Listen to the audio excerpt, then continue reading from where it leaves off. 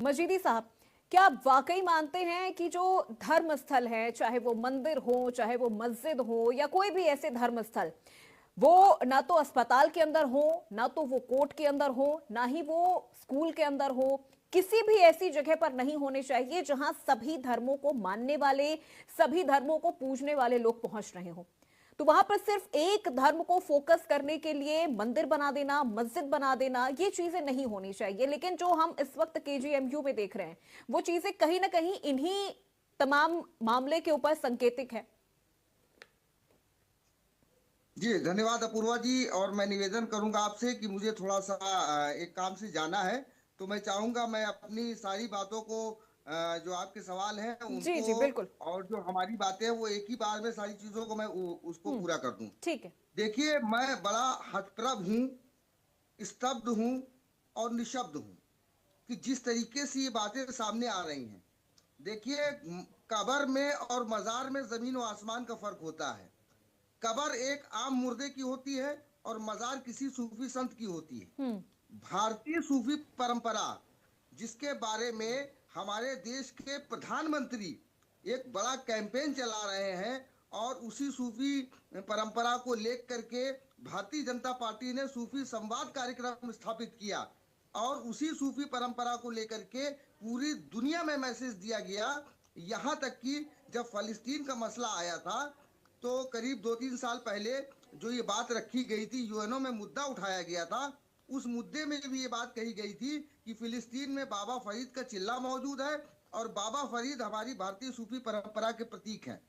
पहली बात तो ये हो गई। हम्म। दूसरी बात ये हो गई कि इन्हीं भारतीय सूफी परंपरा के सूफी संतों ने ये बात कही थी, जिसमें से प्रमुख है मलिक मोहम्मद जायसी, जिन्होंने कहा था कि सरग नखर तन रोवा तेते, विधना के मार्ग हैं जेते। यानी आसमान में जितने तारे हैं और शरीर में जितने रोए हैं, ईश्वर से मिलने के लिए उतने ही रास्ते हैं।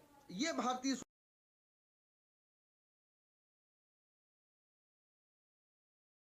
सूफी परंपरा है। और भारतीय सूफी परंपरा का एक उदाहरण मैं आपको और दे दूं कि महबूब इलाही हजरत बाबा निजामुद्दीन, जिनके आस्थाने पर बसंत मनाया जाता है, बसंत पंचमी मनाई जाती है, उनके खलीफा और शिष्य और उत्तराधिकारी हजरत नसीरुद्दीन रोशन चिराग देहलवी रहमतुल्लाह ताला अलैह का एक कौल है, जो कि निजामी बंसरी में दर्ज है, जिसमें उस वक्त के एक बादशाह ने उन्हें हुक्म दिया था कि आप जा करके कश्मीर में तबलीग करिए।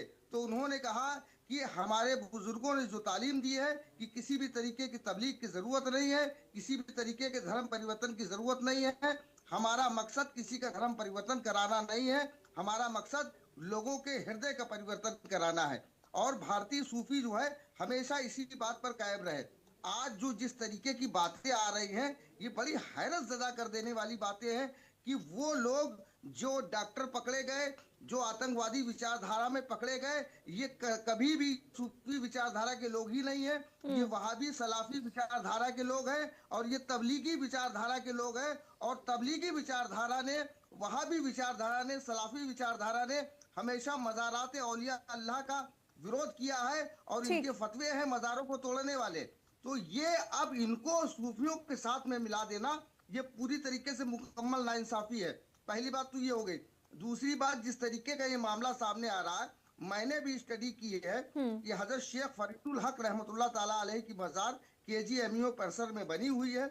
उनका इतिहास 600 बरस पुराना है, जो चिश्ती सूफी परंपरा के हैं। और किंग जॉर्ज मेडिकल यूनिवर्सिटी का इतिहास, जो कि पहले किंग जॉर्ज मेडिकल कॉलेज हुआ करता था, इसका इतिहास 150 बरस पुराना है। अब आप खुद फैसला कर सकते हैं कि मजार पुरानी है या यूनिवर्सिटी पुरानी है।